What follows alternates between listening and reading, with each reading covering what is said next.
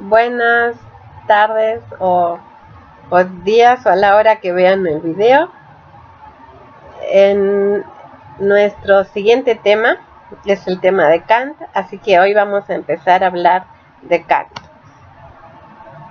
Sandel opone a Kant a los autores anteriores, a los libertarios y a los utilitaristas.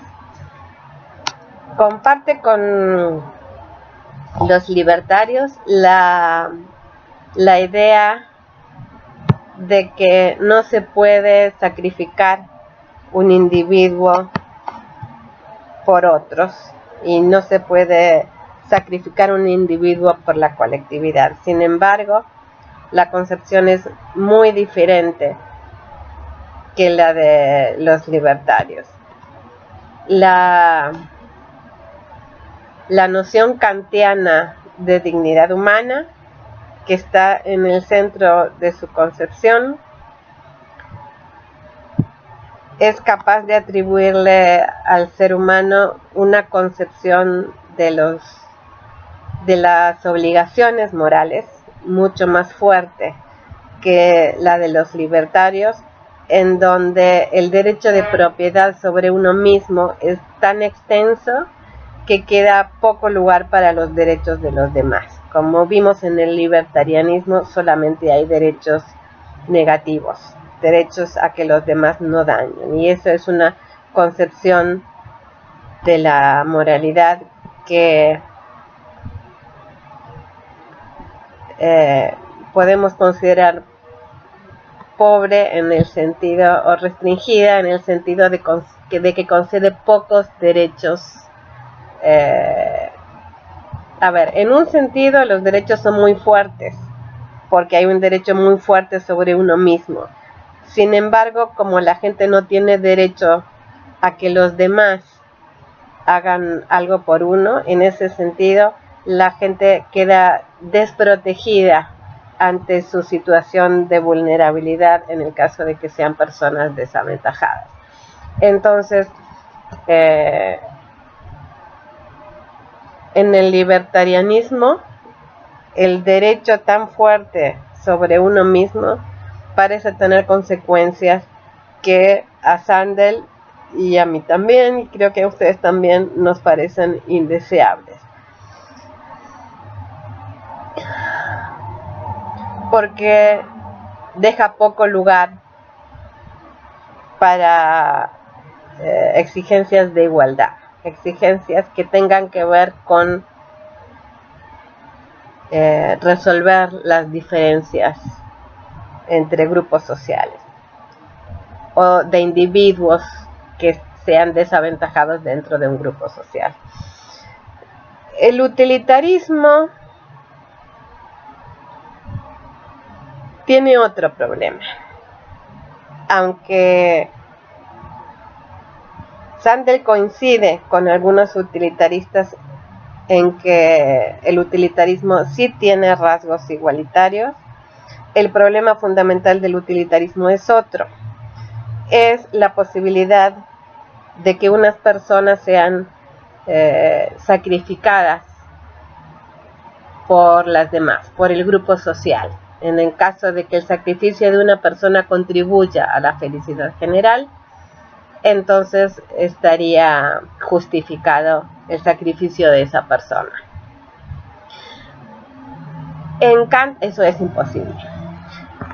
Y es imposible porque el principio fundamental de su moralidad es la dignidad humana, la dignidad del individuo. Es una teoría deontológica. Esto quiere decir que es lo contrario de una teoría consecuencialista. No importan cuáles sean las consecuencias de las acciones, lo que hay son acciones que deben ser, y deben ser con independencia de sus consecuencias. Y las acciones que deben ser en la moral kantiana son las acciones que respetan la dignidad humana, y esto significa, como lo expresa el imperativo categórico en una de sus formulaciones, que se debe tomar, él dice, a la humanidad siempre como un fin en sí mismo y nunca solamente como un medio. Este es el principio más conocido de la moral kantiana, es una de las formulaciones del imperativo categórico. Y esto desde el principio frena la posibilidad que permite el utilitarismo de sacrificar unas personas por otras. Muy bien, ahora vamos a meternos un poco en la propuesta kantiana a través de 3 contrastes que señala Sandel. El primer contraste es entre deber e inclinación, y el segundo entre autonomía y heteronomía, y el tercero entre imperativo categórico e imperativo hipotético. Y la conexión entre estos conceptos nos va a dar una idea general de cómo procede la fundamentación de la moral en Kant. Nos preguntamos primero qué debemos hacer y si debemos seguir nuestras inclinaciones. Esta es una pregunta fundamental que opone a Kant, por ejemplo, al utilitarismo, con el que él directamente discutía, o más bien se oponía al utilitarismo de Bentham. ¿Por qué? Porque el utilitarismo se apoya en lo que Kant llamaría una inclinación. El principio de la moralidad del utilitarismo, que es que se debe maximizar la felicidad general, se apoya en el deseo de los seres humanos a ser felices. Y para Kant, esto es un mal fundamento de la moralidad. ¿Por qué? Porque hacer algo moralmente, para Kant, es todo lo contrario de seguir nuestras inclinaciones. Y esto está vinculado con el segundo contraste, el contraste entre autonomía y heteronomía. Para Kant, la moral es autónoma, a diferencia de otros tipos de normas que son heterónomas, y a diferencia, vamos a ver, de lo que podríamos llamar las órdenes de nuestros sentidos. A ver,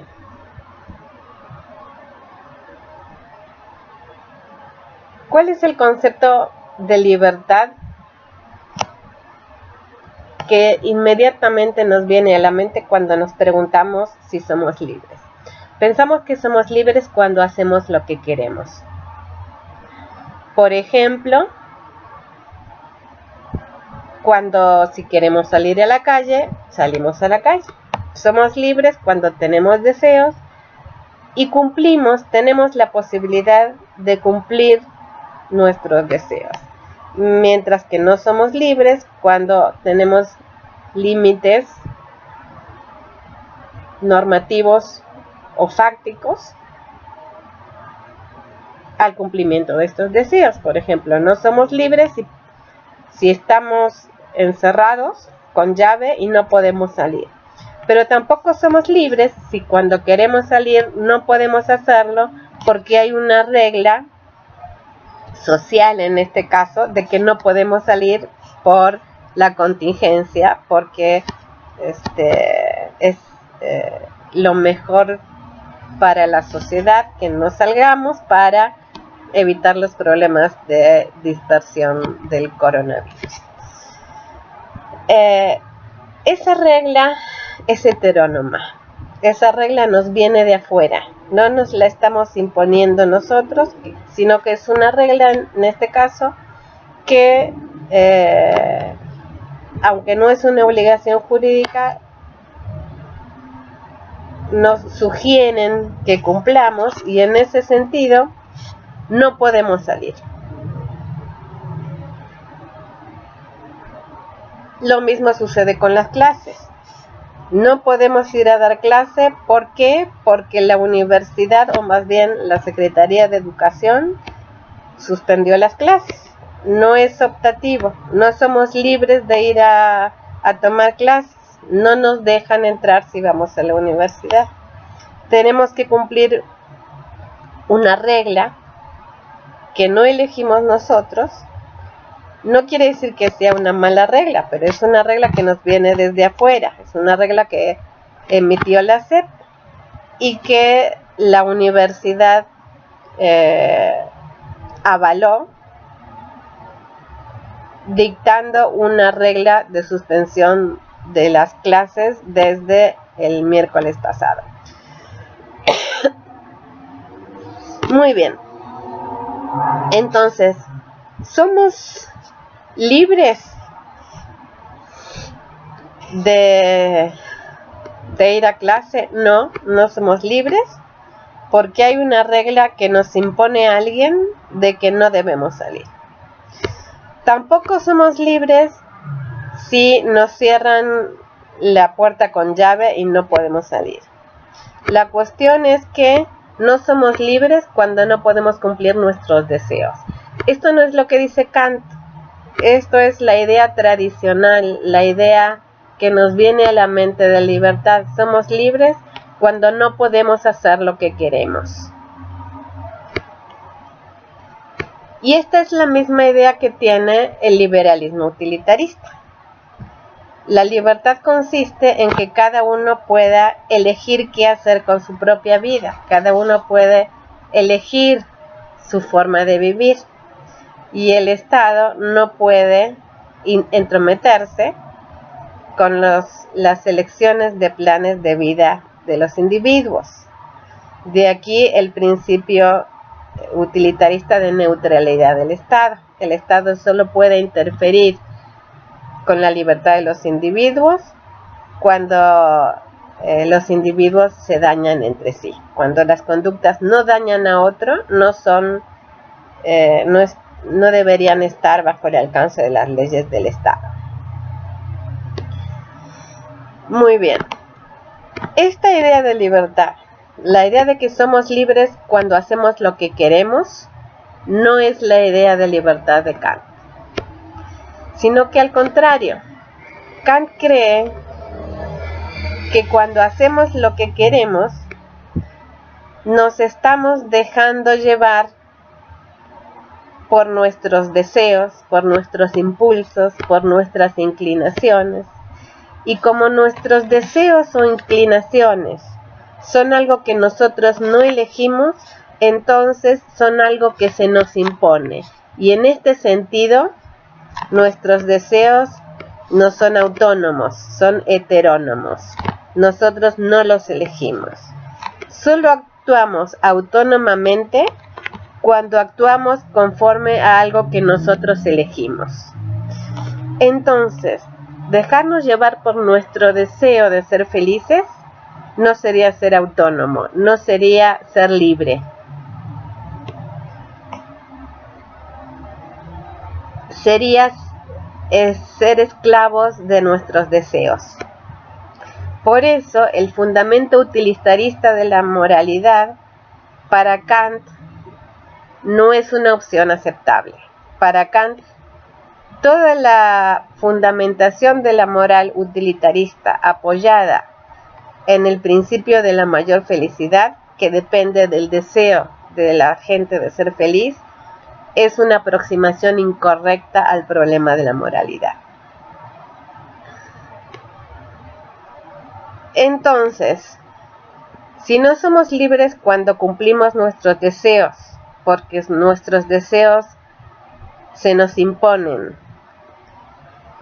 y cuando los cumplimos nos estamos dejando llevar por las leyes naturales, que son las que causan nuestros impulsos y nuestros deseos, entonces, ¿cuándo somos libres?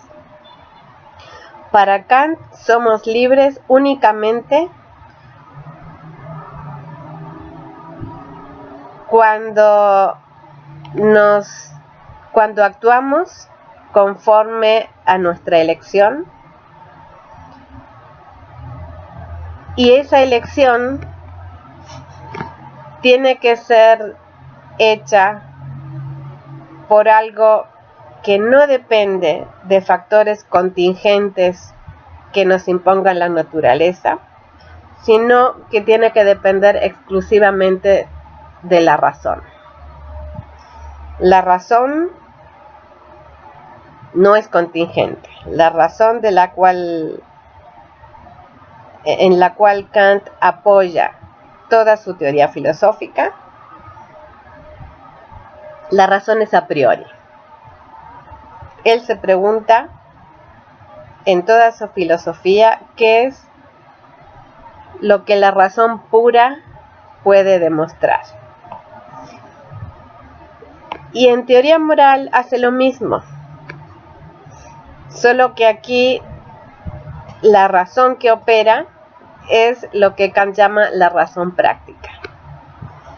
Si nosotros, por medio puramente de la razón, podemos escoger sin dejarnos llevar por ninguna inclinación, por ningún deseo, por ninguna preferencia particular, por nuestra sola razón escogemos una ley moral, entonces estamos actuando libremente.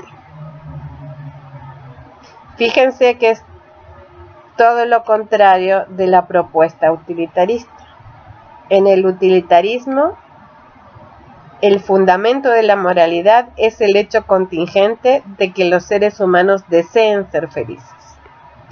En la moral kantiana, los deseos no pueden ser ningún fundamento para la moralidad. Cualquier deseo, la persecución de un deseo, nunca puede ser una razón moral. Y al contrario, las únicas razones morales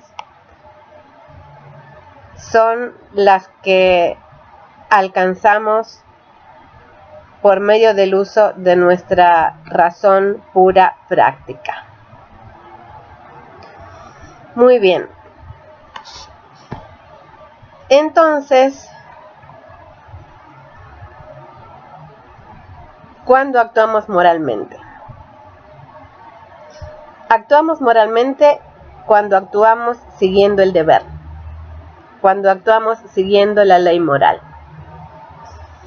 Y esto significa o implica que cuando actuamos según nuestros deseos, nuestra acción no tiene valor moral.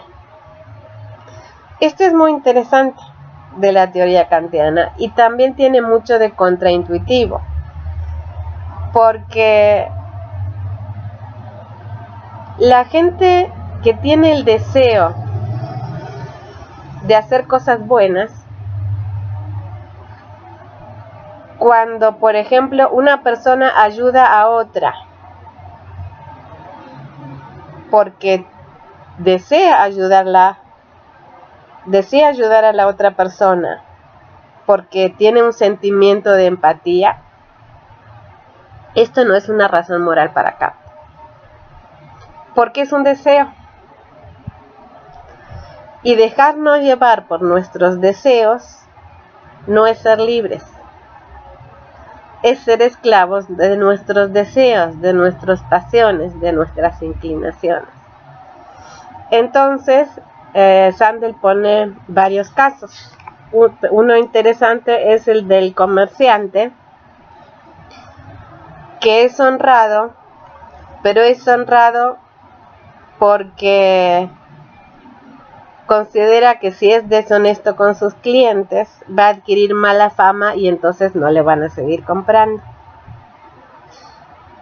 Esta razón para ser honesto no es una razón moral, es una razón de autointerés.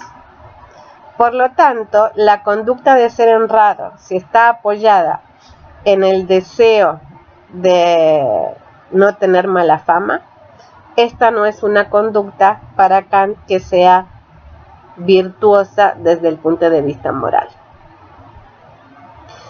Ahora bien, si la conducta que uno realiza es una conducta que ordena la ley moral, por ejemplo, ayudar a los demás, pero uno lleva a cabo esa conducta porque uno lo desea, por ejemplo, porque uno desea ayudar a los demás,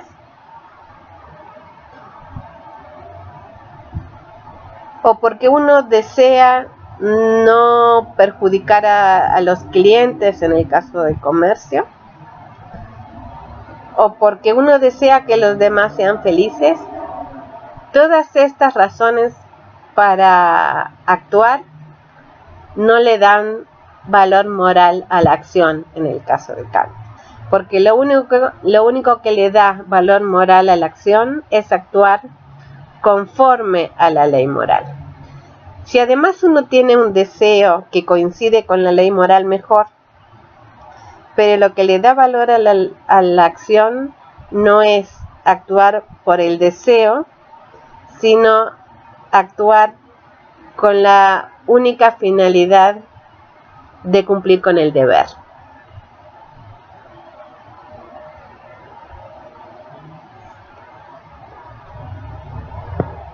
Y esto a algunas personas les ha parecido paradójico. Lo paradójico es que lo que consideramos buenas personas porque quieren hacer el bien, porque tienen el deseo de hacer el bien, no son moralmente virtuosos para Kant. En cambio, aquellos que no quieren hacer el bien, pero lo hacen por cumplir el deber, porque se sienten obligados por el deber, aunque no deseen cumplirlo, esos serían los moralmente virtuosos. Entonces, este primer elemento de la moral kantiana, la idea del deber y de que la acción buena es la que está apoyada en el deber y no en la inclinación o en el deseo, es el primer elemento de la moral kantiana. Y esto está vinculada con el segundo, que es el elemento de la libertad, como que ya vimos. Cuando uno actúa por deber, no actúa por inclinación. Y si uno no actúa por inclinación, no se está dejando llevar por las leyes de la naturaleza que se le imponen a uno, y por lo tanto uno es libre. Uno es libre cuando por medio de la razón escoge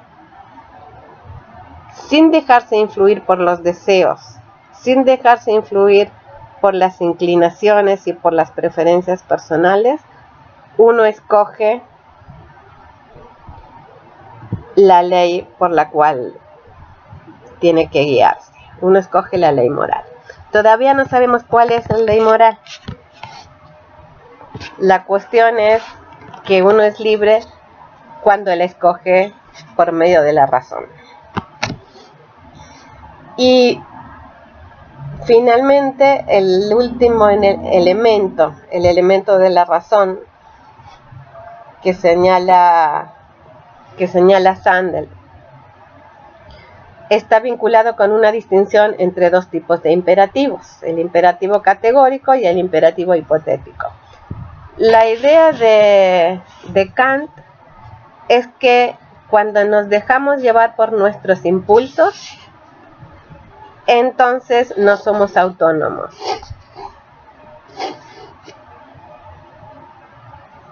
Porque nos estamos dejando llevar por imperativos que no son categóricos sino hipotéticos, en el sentido de que están condicionados. ¿Y por qué están condicionados? Están condicionados por nuestros deseos. Un imperativo hipotético dice, por ejemplo, si deseo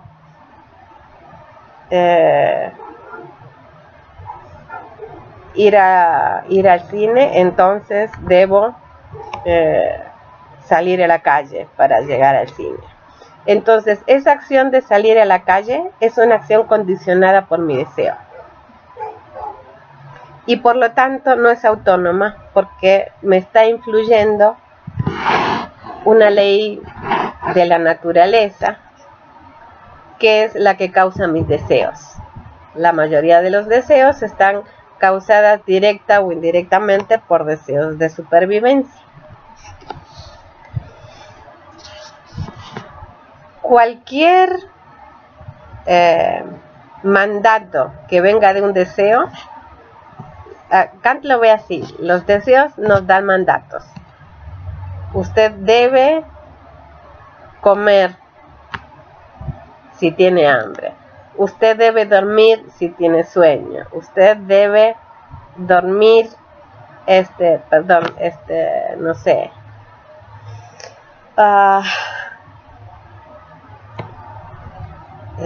Mirar la televisión si está aburrido.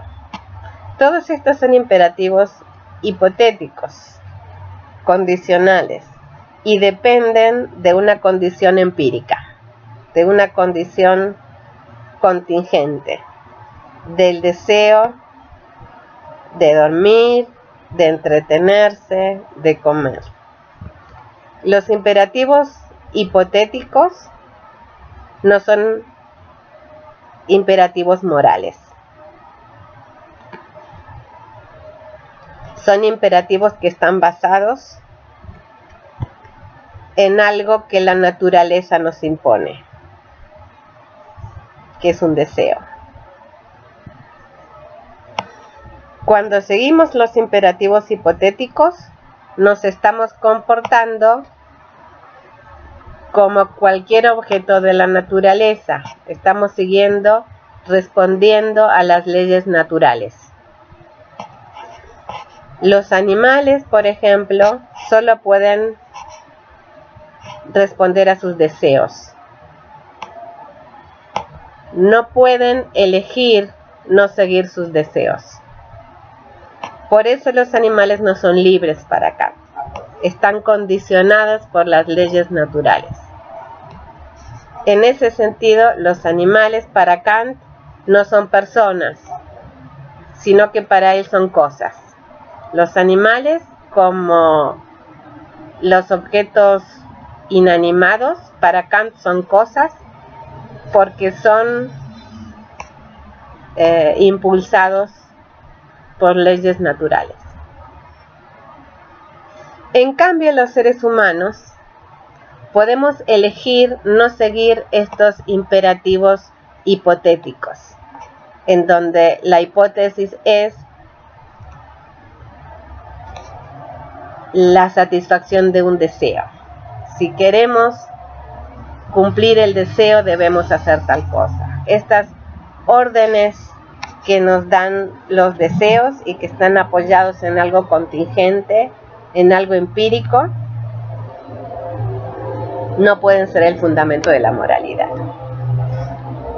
La moralidad, en cambio, se tiene que fundamentar en algo categórico, en algo que no dependa de nada contingente, en algo que no dependa de los deseos. La ley moral, entonces, es un imperativo que no depende de nada, que es obligatorio absolutamente